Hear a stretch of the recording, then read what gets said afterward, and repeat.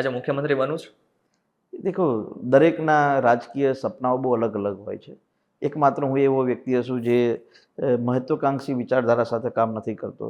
મીડિયાની તમારી ટીમ કે મીડિયાના અમુક લોકો એવું કહેતા હોય છે કે હાર્દિક એ મહત્વાકાંક્ષી માણસ છે. બરાબર. પણ હું બહુ એવું સ્પષ્ટ રીતે માનું છું કે ઉંમર ખૂબ નાની છે. 40-45 વર્ષનું જો રાજકારણ બાકી છે, તો કામ કરશું તો સમયાંતરે મતલબ ઈચ્છા સફળ તો છે? થઈશું. કોને ન હોય? અચ્છા. કોને ન હોય? કયા રાજકીય માણસને તમે પૂછો કે તને મુખ્યમંત્રી બનવાની ઈચ્છા છે? એમ કે ના, બિલકુલ નથી. મારે તો ધારાસભ્ય જેવું કોઈ કે દરેક માણસની ઈચ્છાઓ હોય. અને આજકાલ પ્રધાનમંત્રી મોદી સાહેબના નેતૃત્વની અંદર હવે સિસ્ટમ તો બદલાઈ જ ગઈ છે કે પહેલા મંત્રી બનો પછી મુખ્યમંત્રી બનો. હવે તો તમે ડાયરેક્ટ પણ મુખ્યમંત્રી બની શકો છો. અગર તમે પાર્ટીના કાર્યકર છો, તમે સક્ષમ માણસ છો, તો માનો ભૂપેન્દ્રભાઈ ડાયરેક્ટ સીએમ બન્યા. બરાબર. તમે મોહન યાદવ મધ્યપ્રદેશમાં ડાયરેક્ટ સીએમ બન્યા છે. તમે રાજસ્થાનમાં જાઓ તો ત્યાં પણ શર્માજી ડાયરેક્ટ મુખ્યમંત્રી બન્યા છે. એટલે સમય બદલાઈ ગયો છે. પહેલા મંત્રી બનો પછી મુખ્યમંત્રી બનો એવું નથી.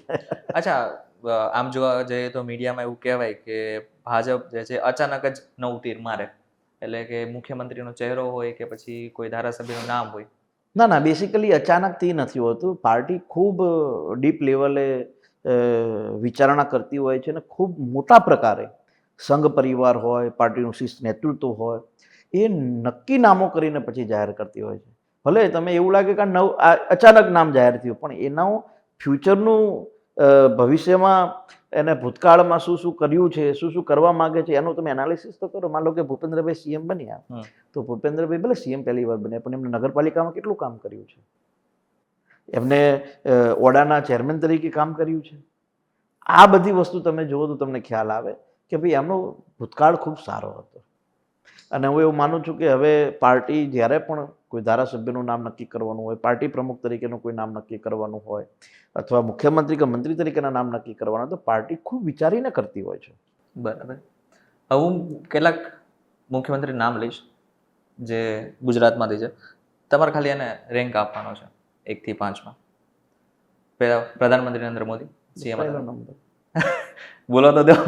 પછી આનંદીબેન પટેલ, વિજય રૂપાણી, કેશુભાઈ પટેલ અને ચિમનભાઈ પટેલ. કેશુભાઈ બીજો નંબર. બરાબર. આનંદીબેન એડમિનિસ્ટ્રેટિવ ખૂબ સારું ચલાવતા. અમને અનુભવ છે, કેમ કે આંદોલન કરતા હતા અમે. એને જ હલાવી નાખ્યું તમે. નહીં, નો ડાઉટ. પણ એ એડમિનિસ્ટ્રેટિવમાં આજ પણ લોકો એવું કહે કે ભાઈ આનંદીબેન એડમિનિસ્ટ્રેટિવ ખૂબ સારું ચલાવતા. હા, પણ ક્યાંક ને ક્યાંક એવું બી ના લાગે કે અત્યારે આનંદીબેન પટેલ સીએમ હોત તો ગુજરાત કંઈક અલગ જ હોત? નહીં, એવું નહીં. દેખો, સમય બધો નિર્ણય થતા હોય છે. આનંદીબેન જ ઉત્તર પ્રદેશના રાજ્યપાલ બન્યા. એમની એમના નીતિમાં એવું લખ્યું હતું કે અમને વર્ષો પછી અયોધ્યામાં જે રામ મંદિર બનવાનું છે એની પ્રાણ પ્રતિષ્ઠા હોય, એનું ભૂમિપૂજન હોય, એમાં બેસવાનો એમને અવસર મળ્યો. આનાથી મોટો ભાગ્યશાળી કોણ હોઈ શકે? વાહ, જોરદાર. મુખ્યમંત્રી હોત તો એ ઉત્તર પ્રદેશની અંદર અયોધ્યાના રામ મંદિરના પ્રાણ પ્રતિષ્ઠા કે શિલાન્યાસ કાર્યક્રમમાં ન હોત. એટલે હું ઘણીવાર મેં હમણાં કીધું કે એમને આભાર માનવો જોઈએ કે ચલો એ મુખ્યમંત્રી તરીકે ગયા, ત્યાં રાજ્યપાલ બન્યા. ત્યાં રાજ્યપાલ બન્યા તેમને આટલો મોટું ઐતિહાસિક ધાર્મિક સ્થાનના ભૂમિપૂજન શિલાન્યાસમાં બેસવાનો અવસર મળ્યો. અચ્છા, ત્રીજા નંબર આનંદીબેન પટેલ, ચોથા અને પાંચમા નંબર ચિમનભાઈ. અને ચિમનભાઈ પછી ઇઝ ગ્રેટ લીડર. ચિમનભાઈમાંથી એક વસ્તુ શીખવા જેવી છે, બહુ ઇન્ટરેસ્ટિંગ છે. એ ચિમનભાઈ 1971માં મુખ્યમંત્રી બન્યા. 2 વર્ષ મુખ્યમંત્રી રહ્યા પછી એમની સરકાર જતી રહી, પછી એમને હટાવી દીધા ઇન્દિરાજીએ.